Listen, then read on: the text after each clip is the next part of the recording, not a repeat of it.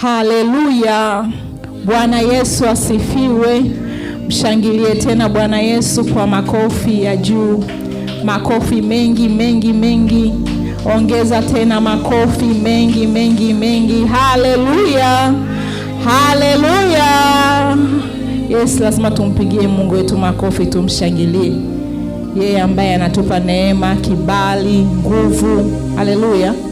Yeye anatupa pumzi, hata leo tumeweza kuwepo hapa. Mungu awabariki sana kwa kuwepo hapa. Mungu awabariki tena kwa kuwapa nafasi na kibali cha kuja kumwabudu yeye katika siku ya leo. Haleluya. Basi ni muda mzuri ambao tayari Mungu amekwisha kuhudumia katika sifa na kuabudu. Basi ni muda mzuri ambao sasa nakwenda kusikiliza neno la Mungu, ambao naamini kabisa Mungu amekwisha muandaa mtumishi wake. Basi anapokuja mchungaji, shangilia. Karibu mchungaji.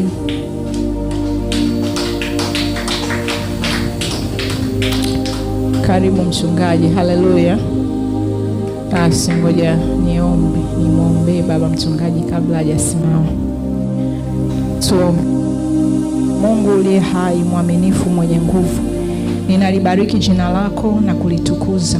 Neno lako ni uhai, neno lako ni nguvu. Tunalibariki na kulitukuza, nalo tunaliamini. Ni muda mzuri ambao Bwana umekwisha tuhudumia, nasi tunajiweka tena mbele zako kwa ajili ya kuhudumiwa tena. Tunaomba Roho Mtakatifu, nguvu zako zishuke nikatuhudumie kupitia mtumishi wako ambao umekwisha kumwandaa. Roho Mtakatifu, Mungu mwenye nguvu, ninaomba kwa kila mmoja ambaye ameweza kufika mahali hapa, hata kwa wale ambao wanatufuatilia katika mitandao ya kijamii. Mungu, naomba useme na moyo wa kila mmoja mmoja, ili kila mmoja aweze kupokea neno kutoka kwako, neno ambalo litambadilisha, neno ambalo litamfungua, neno ambalo litampa hatua, katika jina la Yesu. Ninaenda kinyume na roho za pingamizi za kila namna zenye kuleta usingizi, uchovu, katika jina la Yesu. Ninazikemea kwa mamlaka ya jina la Yesu Kristo, zikapate kushindwa. Asante Roho Mtakatifu kwa kuwa uko mahali hapa. Asante Roho Mtakatifu kwa sababu unakwenda kutuhudumia mahali hapa. Ni katika jina la Yesu ninaomba na kushukuru. Amen. Amina. Ubarikiwe sana mama yetu mchungaji. Haleluya. Jina la Bwana Yesu libarikiwe sana. Tunamshukuru Mungu kwa neema hii ya kipekee ambayo ametupatia siku ya leo. Tumekusanyika tena watoto wake mahali hapa kwa ajili ya kumwabudu yeye. Bwana Yesu asifiwe sana. Na nikupe hongera wewe ambaye tayari umefika katika ibada yetu hii ya Jumapili mahali hapa Tanzania Assemblies of God TAG Kofan Muzando. Mungu akubariki sana. Bwana Yesu asifiwe. Haleluya. Jina la Bwana libarikiwe. Amina. Mungu ni mwema sana kwa muda mzuri ambao ametupatia watoto wake tuweze kuwa mbele zake kwa ajili ya kujifunza maneno yake. Na mimi pia nina furaha siku ya leo, ikiwa ni siku yetu ya 7 ya maombi ya siku 20 ngapi wapendwa? Siku 21, na siku ya leo ni siku ya 7 ya maombi yetu. Tunaendelea na maombi. Mungu akubariki sana. Amenitia moyo 90% ya wote mahali hapa tunashiriki maombi, si ndio wapendwa? Haleluya.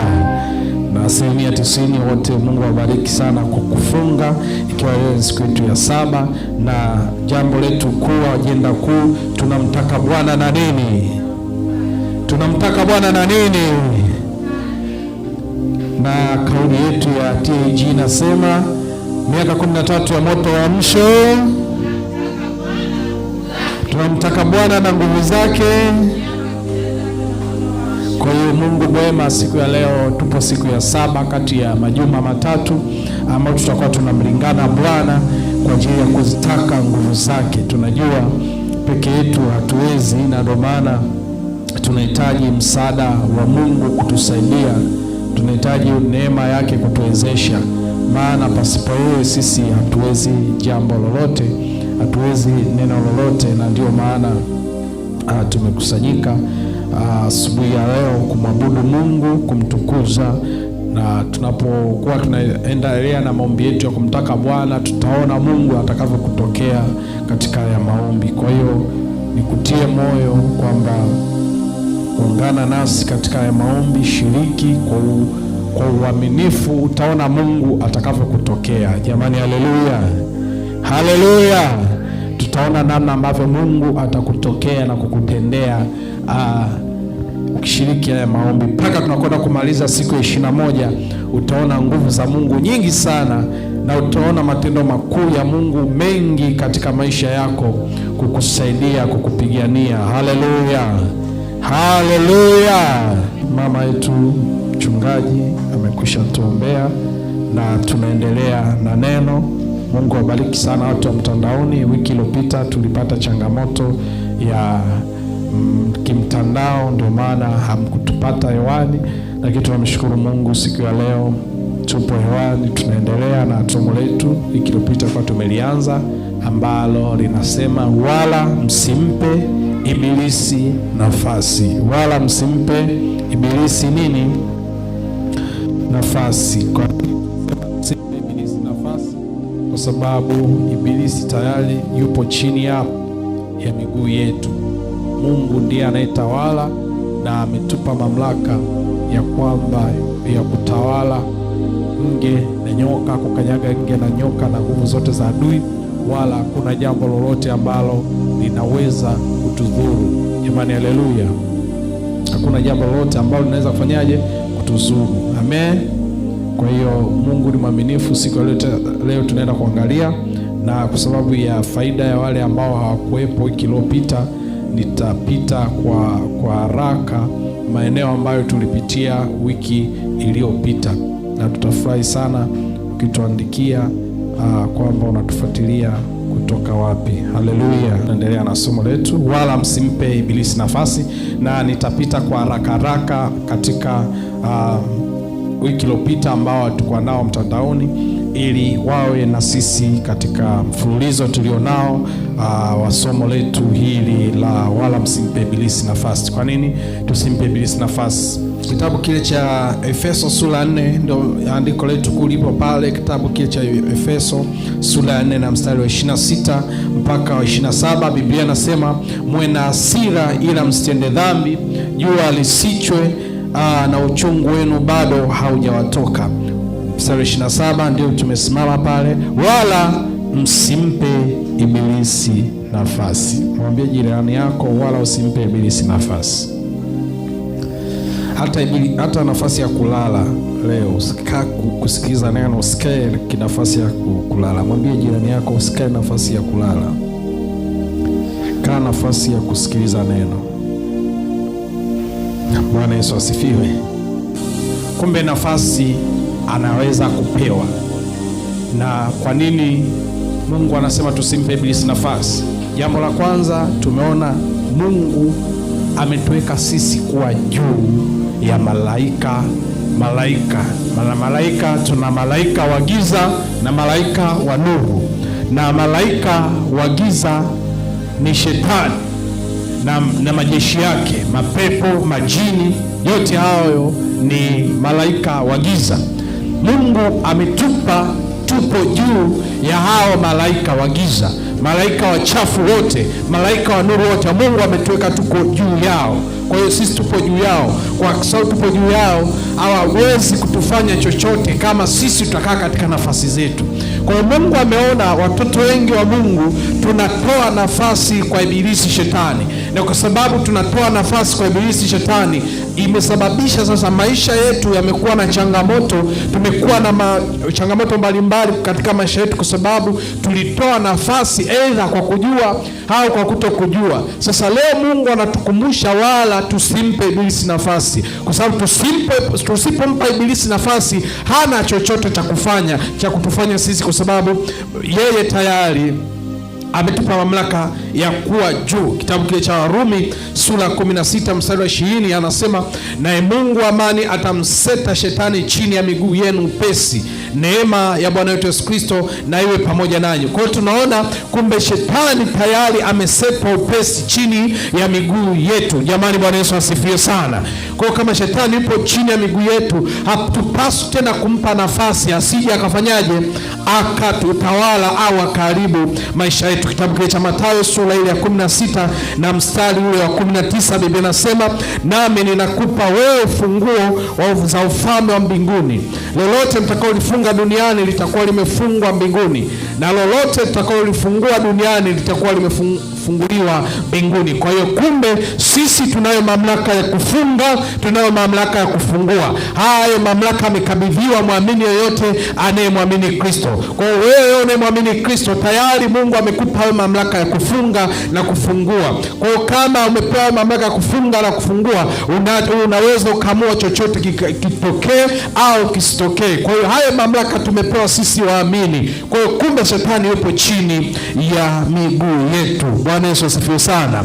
Sasa kwa sababu shetani yupo chini ya miguu yetu, kwa nini anatokea, anakuja, anatutawala, anakaa juu ya vichwa vyetu? Sasa anatukalia sisi baada ya sisi kumkalia. Imekuwa kinyume, au tunaita imekuwa vice versa. Jambo la kwanza tukaangalia mambo yanayompa ibilisi nafasi, tulisema ni dhambi. Dhambi inampa ibilisi nafasi. Pale katika bustani ya Edeni, baada ya mwanadamu wa kwanza kuasi, walipomkosea tu Mungu, walipoasi, tunaona ndipo ambapo ibilisi akapata nafasi ya kutawala na akawa mungu wa dunia hii. Lakini Mungu alikusudia mwanadamu ndiye awe mungu wa dunia hii, kutawala vitu vyote. Na ndio maana akasema katika kitabu cha Mwanzo, akasema nendeni mkazae, mkaongezeke, mkaitishe mbingu na mkaitishe kila vitu vyote na kuvitawala. Kwa hiyo dhambi ndio ikatufanya sasa tukaingia chini ya utumwa na tukampa ibilisi nafasi. Tuliona pia Yohana 5:14 anasema, baada hayo Yesu akamkuta ndani ya hekalu, akamwambia, angalia, umekuwa mzima, usitende dhambi tena, lisije likakupata jambo lililo baya zaidi. Kumbe unapotenda dhambi unaruhusu mabaya ya kupate, na usipokaa katika nafasi ya utakatifu, mabaya hata kama tulikuombea na yakatoka, yatarudi kwa upya, kwa nguvu mpya, kwa sababu umempa ibilisi nafasi kwa kutenda dhambi. Tulisema dhambi ni nini? Dhambi ni uasi. Kila atendaye dhambi amemwasi Mungu. Kwa hiyo usithubutu kufanya tendo lolote la uasi, maana unakuwa umemkosea Mungu. Jambo la pili tukasema ni maarifa. Hosea sura ile ya 6 sura ya 4 mstari wa 6 anasema, watu wangu wanaangamizwa kwa kukosa maarifa. Kwa hiyo mtu yeyote asipokuwa na maarifa, hata kama anayo mamlaka aliyopewa, aliyokabidhiwa na Mungu, asipokuwa na maarifa atakuwa anatawaliwa. Bwana Yesu asifiwe. Bwana Yesu asifiwe sana. Kwa hiyo usipokuwa na maarifa sahihi ya vitu, huwezi ukatawaliwa, huwezi ukatawala. Na ndio maana tuliona wengi wanazo simu, smartphone, lakini kuna vitu vizuri huko hawawezi kuvitumia kwa sababu hawana maarifa jinsi ya kutumia zile smartphone ambazo wanazimiliki. Unakuta mtu ana smartphone lakini anatumia simu kana kwamba ni kiswaswadu. Akitumiwa namba anataka aanze kuzikopi pembeni, wakati pale pale kwenye smartphone unaweza ukatumia. Na kuna program nyingine nyingi, unashangaa mtu katika smartphone yake anatumia kupiga na kutuma message na kupiga picha na WhatsApp tu. Vingine vyote vilivyokuwa mule havijui. Hata mimi vingine vingi sivijui. Yesu asifiwe. Kwa hiyo maana yake usipovijua vitu huwezi ukavitumia. Mfano kama kuna hizi applications za simu za pesa ambazo labda Mixx by Yas application yao, Empower application zao ni rahisi sana kutumia. Unakuta mtu ana smartphone lakini kwa sababu hajui kutumia zile application, ataanza kuzunguka 150 nyota sifuri leli anapiga, aanze sio kutuma namba, lakini pale pale kwenye application hata namba uhitaji kuandika, unaitafuta juu jina lake, unaligusa, inakupa, unatuma. Unakuwa unapunguza muda wa kutumia simu yako. Kwa hiyo unakuta watu hawana maarifa namna ya kutumia simu inavyofaa. Kwa hiyo na pia usipokuwa na maarifa ya utawala wako, shetani atakutawala lakini wewe bado sio mtawala. wewe sio wa kutawaliwa, wewe ni mtawala.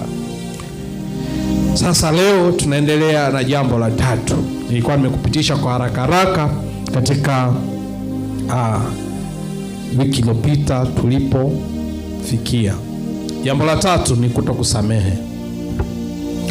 Kutokusamehe ni ile hali ambapo mtu amekuumiza au amekutendea mabaya, lakini wewe unayashikilia hayo mabaya na unasema kabisa, mimi mtu huyu sitamsamehe. Bwana Yesu asifiwe. Bwana Yesu asifiwe. Kwa hiyo unasema kabisa, huyu mtu mimi sitakuja msamehe kwa sababu amenitenda mabaya. Haleluya. Kwa sababu amenitenda mabaya, huyu mtu sitakuja kumsamehe. Unamshikilia mtu. Kule kumshikilia mtu kunamtoa Mungu katika maisha yako.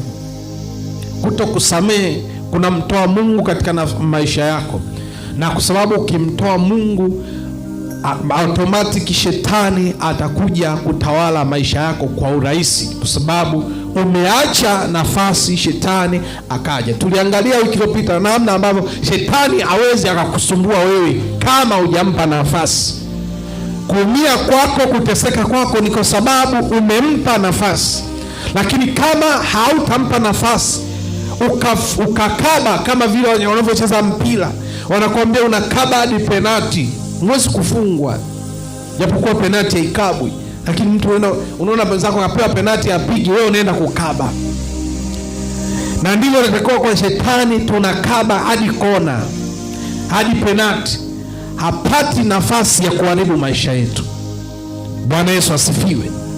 Kwa hiyo unapoudhiwa na mtu na haumsamehi, umemfukuza Mungu katika maisha yako, na kwa sababu umemfukuza Mungu katika maisha yako, unaachia nafasi wazi ya shetani kuja kusumbua na kutesa maisha yako. Kutokusamehe ni nini sasa? Ni ile hali ya kutokumwachia mtu aliyekukosea. Unamshikilia. Kuna watu washambiana kabisa, mimi hata nikifa usije kunizika.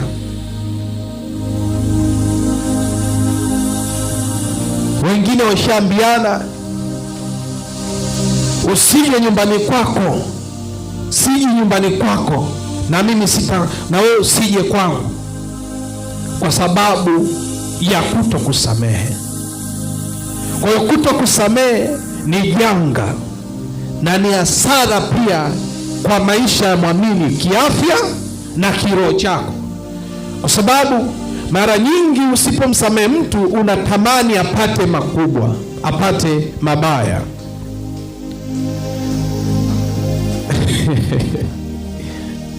Bwana Yesu asifiwe.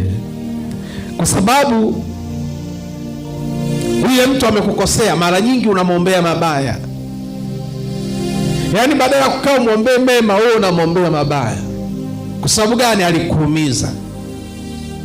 Sasa kikanuni, mtu yoyote unapomwombea mwenzie mabaya, mabaya hayatatoka nyumbani kwako.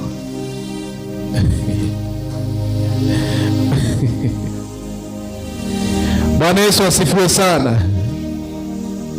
Mabaya hayatatoka wapi? Nyumbani kwako, katika maisha yako. Na ukiwa unamwombea mabaya mtu ambaye umemkosea au amekukosea, mabaya kwako hayataondoka. Ndiyo Biblia inavyosema. Kwa hiyo mtu wa Mungu, ili uweze kusonga mbele na maisha yako yakawa salama, unapaswa kutokuwa na kinyongo na maisha ya mtu. Jamani, amina. Haupaswi kuwa na kinyongo na maisha ya mtu. Haleluya. Bwana Yesu asifiwe sana. Biblia inasema katika kile kitabu cha Mathayo sura ile ya 14 mpaka 15, Biblia inasema, kwa maana sura 6:14 mpaka 15, kwa maana mkiwasamehe watu makosa yao, na Baba yenu wa mbinguni atawasamehe ninyi. Bali msipowasamehe watu makosa yao, wala Baba yenu hata wasamehe ninyi makosa yenu. Kwa hiyo kumbe, msiposamehe, Baba yetu wa mbinguni, Baba yako wa mbinguni pia hata kusamehe wewe. Si tunaelewana? Mwambie jirani yako kwamba Bwana hata kusamehe usiposamehe.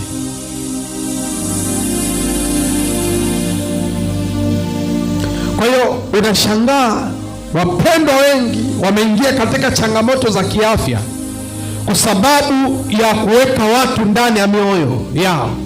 Na neno la Mungu linasema, Daudi mtunza Zaburi anasema, moyoni mwangu nimelijaza neno lako ili nisije nikakutenda dhambi. Ndani ya moyo wa muumini anapaswa ajaze neno la Mungu, sio kujaza watu. Ukijaza watu ndani ya moyo wako, huo ni mzigo ambao utakuja kusumbua maisha yako, ambayo itakuja kuzuia baraka zako, ambayo itakuja kuzuia kila ambacho Mungu amekikusudia katika maisha yako. Bwana Yesu asifiwe. Kwa hiyo watu wengi wana manung'uniko, wana masononeko, wamepata vidonda vya tumbo, wamepata magonjwa ya moyo kwa sababu walikosewa na mtu mmoja. Amekosewa na mama yake, amekosewa na baba yake, lakini anashindwa kumwachilia. Na kwa sababu umeshindwa kumwachilia, tayari umeruhusu nafasi ya ibilisi kusumbua na kutesa maisha yako. Asubuhi ya leo Mungu anakupa shauri, ni heri usamehe ili Mungu naye akusamehe.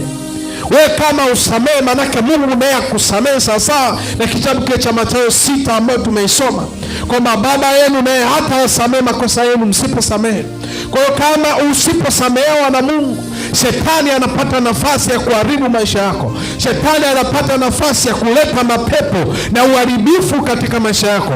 Na uharibifu ukija katika maisha yako, hata kama umeokoka, unanena kwa lugha za moto, unasema ndimi za moto, kama haujasamehe ndani ya moyo wako, sahau kuhusu Mungu kukusamehe, na pikini pia sahau kuurithi ufalme wa Mungu. Bwana Yesu atusaidie sana. Bwana Yesu atusaidie sana. Kwa hiyo ndugu yangu, ni mbaya sana kukaa na mtu moyoni hujamsamehe, umeweka kinyongo. Leo Mungu anakupa shauri, samehe. Hayo magumu uliyoyapata ni kwa sababu kusamehe. Najua kuna wengi wameumizwa na ndugu wa karibu, najua kuna wengi wameumizwa na watu wasiowategemea, lakini leo mafanikio yako yapo katika kusamehe. Shetani hata pesa wala hata kutawala tena kama utaachilia Mungu, naye atakusamehe. Kwa hiyo hasara za kutokusamehe ni magonjwa. Watu wanapata magonjwa, wanapata vidonda vya tumbo na presha, wanakuwa na uchungu, na wanasaikolojia wanasema chanzo cha ugonjwa wa kansa pia ni kutokusamehe, kwa sababu usiposamehe unaruhusu kuna kemikali zinazalishwa ndani ya mwili wako ambazo zinakuwa zipo kinyume na mwili wako. Kwa mwisho wa siku unapata magonjwa yasiyotibika kwa sababu ya kutokusamehe. Na magonjwa mengine ya tabia, vidonda vya tumbo, presha, kisukari, wengine ni kwa sababu ya tabia tu. Samehe ili Mungu akutendee mema. Na ndio maana Yesu alijua mimi ni mtu mkuu. Wakati yupo msalabani, wamesurubiwa huku na huku, wanamsema vibaya, wakagawana mavazi yake, wakayapigia kura, akasema, akatangaza msamehe, msamaha. Baba, wasamehe kwa sababu hawajui walitendalo. Msamaha ndio kila kitu katika maisha yako. Kwa hiyo shetani akawa chini ya miguu ya Yesu. Neno la Mungu linasema, naye Mungu akamkirimia jina lipitalo majina yote, ili kila goti la popote pale na kila ulimi ukiri kwamba Yesu Kristo ni Bwana, kwa utukufu wa Mungu Baba. Bwana Yesu asifiwe. Haleluya.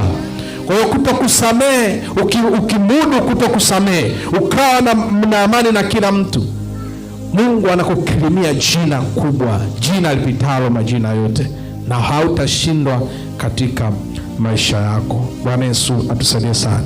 Kwa hiyo kutokusamehe ni mlango ambao shetani anatumia. Nishatoaga huu mfano, dada mmoja ambaye alibakwa na baba yake na kaka yake. Alivyobakwa na kaka yake akapata mimba. Ilimuuma sana kwa sababu nyumba yao walikuwa peke yao, sikio wazazi wao wapo, na nyumba yao walikuwa wamehamia, milango hakuna, vyumba vya ndani wameweka mapazia. Kaka yake yule alikuwa ni muuni, akaenda akamngilia kwa nguvu, akasema sitakuja kumsamehe kaka yangu, na alipata mtoto. Kwa hiyo mtoto akimuona huyu mtoto ni wa kaka yangu aliyenipa baka. Kwa hiyo alikuwa na mauchungu, lakini hayo mauchungu yalipelekea mambo yake yakawa yaendi, afanye biashara ikafanikiwa, akapata ugonjwa wa ajabu, aelewe ugonjwa gani. Siku anaenda kumwambia mtumishi wa Mungu amwambie changamoto alizo nazo. Ile mtumishi wa Mungu akamwambia, wewe inaonekana kuna mtu hujamsamehe, ukimsamehe ndio uponyaji wako. Kwa kumbe watu wengine hawahitaji kuombewa, wanahitaji kuelekezwa nini cha kufanya. Kwa hiyo akaambiwa msamehe. Hata siwezi kumsamehe, kaniumiza sana. Akamwambia ili upone unapaswa umsamehe. Usipomsamehe, haleluya, usipomsamehe maana yake pia wewe huwezi kusamehewa. Lakini pia ugonjwa wako pia hauwezi ukakutoka kwa sababu haujasamehe. Jamani, haleluya. Kwa hiyo yule mtu akaelekezwa maombi ya kumsamehe ndugu yake, na ndipo akamsamehe na kumwachilia kabisa, na ndipo uponyaji akaanza kuona njia zinafunguka, milango inafunguka, na mwisho wa siku akaishi kwa amani zote na mafanikio yake yakatokea. Jamani, haleluya, haleluya. Kwa hiyo ndugu yangu, siku ya leo nakupa shauri, samehe. Kama kuna mtu alikuumiza, samehe siku ya leo. Haleluya. Tukiangalia katika tushasoma kitabu kile cha Mathayo sura 16, sura 6 14 mpaka 15. Tuingie jambo la 4 sasa. Baada ya jambo la 3 kutokusamehe, tunaingia jambo la 4. Jambo la 4 ni nini? Hasira. Hasira ni kati ya vitu ambavyo vinampa Ibilisi nafasi kutesa na kuharibu maisha yako. Kutesa na kuharibu maisha yako. Bwana Yesu atusaidie sana. Hasira ni nini? Kiswahili fasaha inasema ni ono linalowapata binadamu na wanyama mbele ya kipingamizi. Katika hali hiyo mtu hughadhibika hata kuchukia kwa kupatwa na kitu. Kwa hiyo hasira ni ile hali ambayo inampata binadamu au mnyama mbele ya kipingamizi. Yaani mtu anaghadhibika, pata hasira. Sasa hasira inaweza kuwa inasababishwa mtu kutokutendea kitu sivyo sawa sawa, ukapata hasira. Sasa hasira ni kati ya vitu ambavyo vinampa Ibilisi nafasi na kuharibu maisha ya watu. Bwana atusaidie sana. Bwana Yesu atusaidie sana. Kikiwa na hasira itakukosesha vitu vingi sana. Kati ya hasara nyingi ambazo wanadamu wengi wamepata ni kuwa na hasira. Tusome kile kitabu cha Yakobo sura 19 mpaka 21. Kitabu kile cha Yakobo sura ile ya 19 na mstari wa 21. Biblia inasema, hayo mnajua ndugu zangu wapenzi, basi kila mtu na awe mwepesi wa kusikia, bali si mwepesi wa kusema wala kukasirika. Mwambie usio mwepesi wa kukasirika. Mwambie jirani yako usio mwepesi wa kukasirika. Bwana Yesu asifiwe. Anasema kwa maana hasira ya mwanadamu haitendi haki ya Mungu. Mwambie jirani yako hasira ya mwanadamu haitendi haki ya Mungu. Kwa hiyo kumbe hasira siku zote inakutoa katika mapenzi ya Mungu. Mstari 21. Kwa hiyo wekeni mbali uchafu wote na ubaya uzidio, na kupokea kwa upole neno lile lililopandwa ndani, liwezalo kuziokoa roho zenu.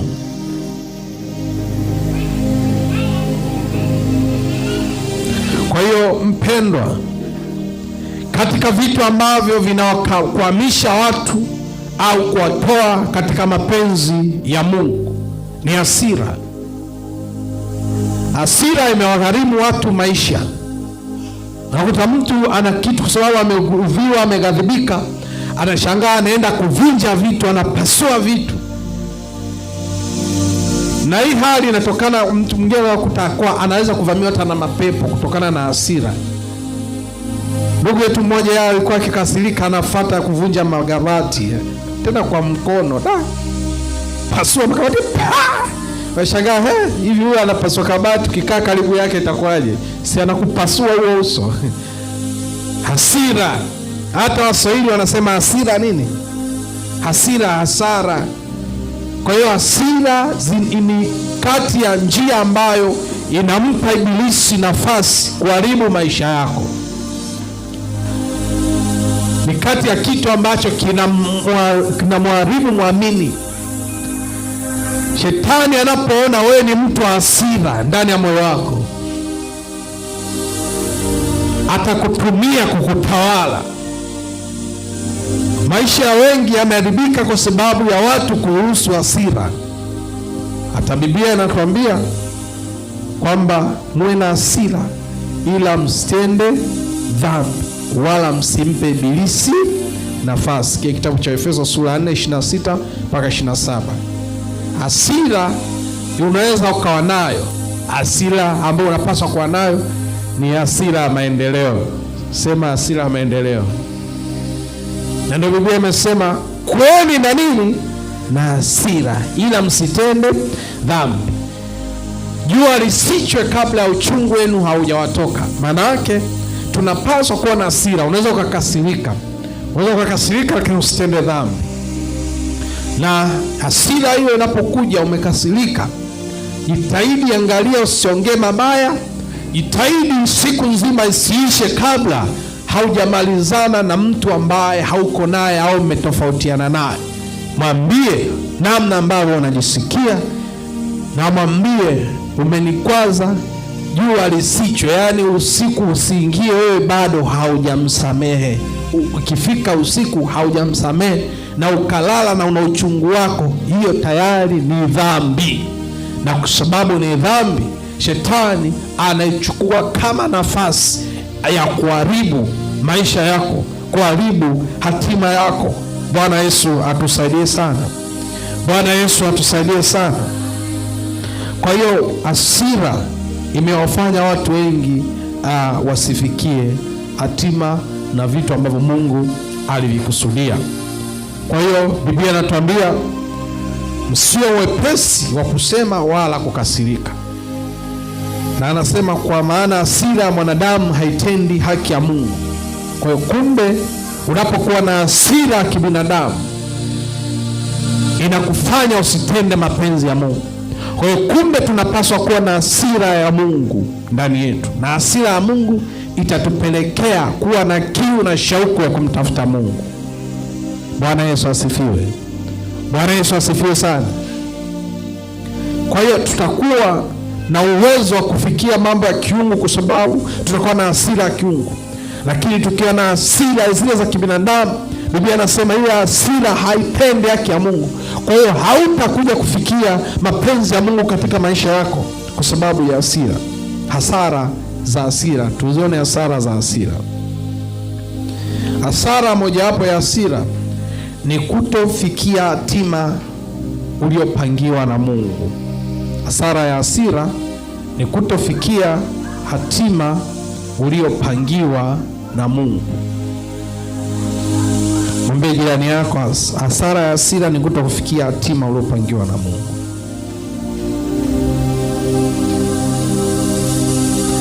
Kitabu kile cha Hesabu sura 20 na mstari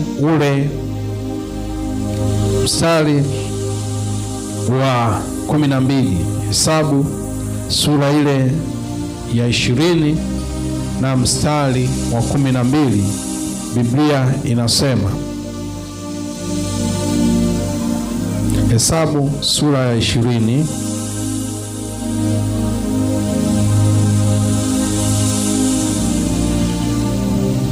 mstari wa 12.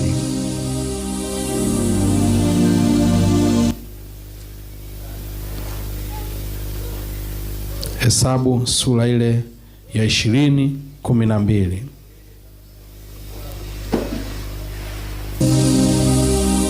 Umepata? Haujaipata? Nasoma. Neno la Mungu linasema. Nani ameshapata? Nisome. Maiki ile nyingine.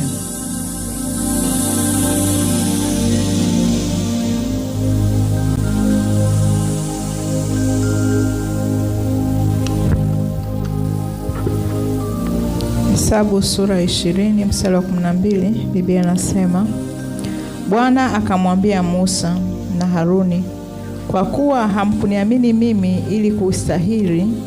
ili kunistahi mbele ya macho ya wana wa Israeli, basi kwa sababu hiyo hamtawaingiza kusanyiko hili katika ile nchi niliyowapa. Maji haya ni maji hapo. Tunaona hasara za hasira. Nimesema ni kutofanyaje? Hasara ya hasira ni kutofanyaje? Kutofikia hatima ambayo Mungu amekupangia. Hawa ni wana wa Israeli. Katika kitabu kile cha Hesabu sura 20 mstari wa 12, tunaona kipindi kwa ambapo wamekosa maji wana wa Israeli. Wana wa Israeli walimlilia Musa. Wanasema, ni heri tungefia Misri kuliko kutuleta jangwani huku kwenye kiu, hakuna maji. Maji tunayopata mengine machungu. Musa akawa ameghadhibika, akawa na hasira, akamfuata Mungu. Hawa watu wananililia. Akasema, nenda kauambie mwamba utoe maji. Kwa sababu Musa alikuwa na hasira, kitu alichokifanya akaupiga mwamba mara 2 kwa sababu ya hasira. Na alipopiga mwamba mara 2, ndipo hapa tunaona mstari wa 20 ambapo Mungu anamwambia Musa kwamba kwa sababu hamkuniamini mimi ili kunistahi macho ya wana wa Israeli, basi kwa sababu hiyo hamtawaingiza kusanyiko hili katika ile nchi niliyowapa. Kwa hiyo kumbe hasira inaweza kufanya usimiliki uchumi ambao Mungu amekupa. Kumbe hasira inaweza kukufanya usimiliki mme au mke uliyemtaka. Watu wakuta wakikasirishwa kidogo anasusa, anazima na simu, lakini kumbe ndiyo Mungu alimletea muujiza wake, huyo ndio mume wake, ndio mke wake. Wengine wamekosa biashara, kufanya biashara, wanaitoa madili ya maana, wanashangaa kwa sababu ya hasira. Yale madili yanakwepa, yanaota mbawa, mtu anakuwa na hasira. Kwa hiyo unaweza hasira yako ikakuzuia usimiliki alichokukusudia Mungu, kwa sababu unakuwa umempa nafasi, kama neno la Mungu linavyosema, wala msimpe Ibilisi nafasi. Kwa sababu ya hasira unaweza ukakosa mambo mengi katika maisha yako. Unaweza ukapoteza mume wako au mke wako, ukapoteza biashara, ukapoteza hata wokovu kwa sababu ya hasira. hasira ni hasara. Waswahili wanasema mtu baada ya kuwa na hasira anaharibu vitu, na kisha kuwa katika hali ya kawaida anaanza kusema hivi, nimekuaje mpaka nimevuruga hivi vitu, nimekuaje mpaka nimevunja. Kuja kuangalia ni hasara. Hizo hasira zingine za mapepo, nilikuja kuona wazungu sana wana hizo hasira za kijinga. Akipata tu hasira anaenda kwa mtu ambaye amemkosea, au hata nyumbani kwake tu amegodhiwa, anaenda amechukua TV analitupa huko, anaenda kwenye gari anavunja kioo cha gari. Sema hii hasira mapepo. Bwana Yesu atusaidie sana. Kwa hiyo unaweza kukuta hasira zingine ni mapepo kabisa yanakuvaa. Yeye dada mmoja alikuwa linamvaa pepo, linakuwa na hasira, anatutumuka, anakuwa na nguvu. Unaweza ukapigwa ukashangaa, kidada ndo kimenipiga. Kumbe hasira nyuma yake anaweza kuwa shetani, kwa sababu ukimpa nafasi anaitumia vizuri na anaweza kuharibu kabisa maisha yako. Kwa hiyo kama una ndoto kubwa, hakikisha hasira yako haikuendeshi. Na ndio maana siku leo tunaye Mungu ambaye anaweza kukuponya na kuondoa hayo machangamoto ya kiasira yanayoweza kuvuruga maisha yako, yanaweza kuvuruga hatima yako. Shetani ni mjinga, kwa hiyo anatumia maisha yetu ya kila siku kuvuruga maisha yetu, kuvuruga ndoa zetu, kuvuruga huduma, kwa sababu ya hasira. Imewagharimu watu wengi wakakosa kufikia yale ambayo Mungu aliyakusudia katika maisha yao. Bwana Yesu atusaidie sana. Bwana Yesu atusaidie sana. Kwa hiyo mpendo, angalia hasira zisije zikakupeleka. Na wengine wanasema hasira ya mkizi furaha ya nini? Furaha ya mvuvi. Mkizi ni nani? Ni samaki. Shaona wale samaki wanaoruka, unashangaa kwa sababu ana hasira, analukia kwenye mtumbwi. Wewe kama mvuvi si ndio unafurahia kwamba amenirahisishia, baada ya kutumia ndoano kaja mwenyewe.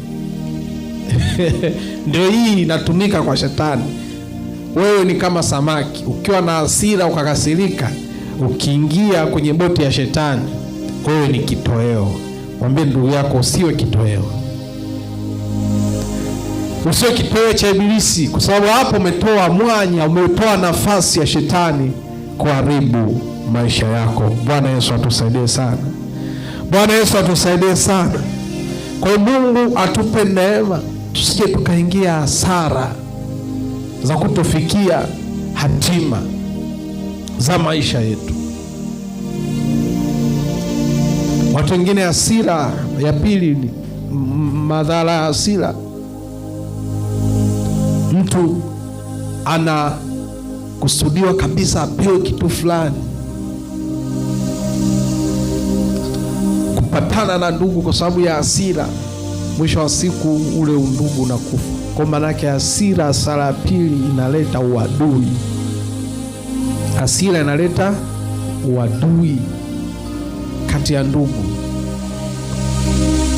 Anaongea tu chochote kwa sababu ya hasira, alafu baadaye akikaa kijitafakari anasema imekuaje? Hasira. Hasira ni mbaya. Mwambie jirani yako hasira ni mbaya. Kwa hakikisha unaishinda. Bwana Yesu asifiwe. Haleluya. Kwa mwambie jirani yako hakikisha unaishinda hasira.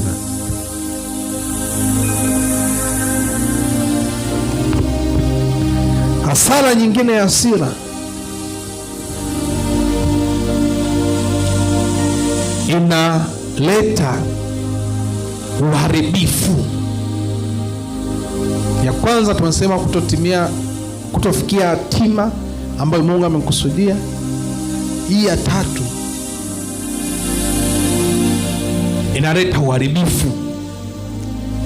Inaweza kuleta uharibifu wa mali zako, inaweza kuleta uharibifu wa vitu, au hata uharibifu wa afya. Huyu mtu ana hasira na anaenda kabisa kwenye kabati anapiga hivi, baadaye anajikuta kapasuka mikono, vidole, kwa sababu hasara ile, hasira ile inakuletea hasara, inakugharimu wewe mwenyewe. Kwa kuna vitu vingine kumbe wewe unaona vitu vya kawaida, lakini sio vitu vya kawaida, na kwa shetani yupo nyuma ya hayo mambo. Bwana Yesu asifiwe sana. Bwana Yesu asifiwe sana. Jambo la 5, jambo ambalo linaweza likampa ibilisi nafasi. Jambo la 5 ni muda. Muda wako unautumia wapi na kwa nani? Ukitumia muda wako kwa watu wasiofaa, maana yake utampa ibilisi nafasi. Kwa sababu jamani, kuna watu kabisa akikaa sehemu asichangie mada hawezi. Unakuta hizo mada zinazoongelewa hapo ni mada za ajabu. Na Biblia imesemaje katika kitabu cha Zaburi 1? Wasiokaa katika baraza lenye nini? Lenye mizaha. Kwa muda wako ukitumia na baraza tu yenye mizaha, automatic tu utaanza kusema mambo ya ajabu, utaanza kuongea mambo ya ajabu, kwa sababu muda unaamua nini kitokee katika maisha ya mwamini. Bwana Yesu atusaidie sana. Kwa hiyo muda wako ukitumia na Mungu, Biblia inasema mkimbieni Mungu, mkaribieni Mungu naye atawakaribia, na mpingeni shetani naye atawakimbia. Sasa muda wako ukimkaribia shetani, atakukaribia na atakuwa shemeji yako au baba mkwe au sijui nani, unakuwa ni rafiki yako, kwa sababu umempa muda. Ukishampa muda tayari ataharibu maisha yako. Na siku zote Biblia inasema mwivi aje isipokuwa fanyaje? Achinje, aharibu na kufanyaje? Ana makusudi matatu katika maisha. Kwa hiyo Bwana Yesu atusaidie sana. Haleluya. Bwana Yesu atusaidie sana. Tusimame pale ulipo. Rakataya bas. Rakaya mandara boshataya. Zada bayara bashataya. Rikaya mando sopladia. Rabataya. Nikwambie ndugu yangu ulio mtandaoni, na wewe ulionisikia popote pale, unamtaka Yesu katika maisha yako. Huyu Yesu yupo kukusaidia kuepukana na hasira, yupo kukusaidia kukuwezesha uwe na maisha salama. Inawezekana ulimpa ibilisi nafasi kwa sababu ya hasira, ukampa ibilisi nafasi. Asubuhi ya leo Mungu anakupa wito wa kumkaribia Mungu, ubadilishe maisha yako, umkubali Yesu awe Bwana na Mwokozi wa maisha yako.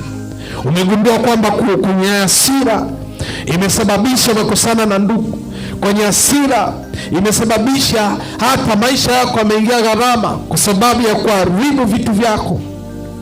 Asubuhi ya leo ni wakati wako, ninakupa nafasi sasa uweze kumkubali Yesu awe Bwana na Mwokozi wa maisha yako, aweze kukutoa katika kila vifungo vya adui ambayo shetani alikuwa amekufunga. Pale ulipo, kwa moyo wa shukrani, sema maneno haya. Sema: Mungu Baba, kwa jina la Yesu ninakupokea wewe Bwana Yesu katika maisha yangu. Uwe Bwana na Mwokozi wa maisha yangu. Ninaamua kusamehe na kuachilia kabisa wote walionikosea. Kuanzia sasa nimeokoka kwa jina la Yesu. Amen. Mungu akubariki sana, na utanitumia ujumbe hapo chini kwenye hiyo namba kwamba umeamua kuokoka siku ya leo. Amen.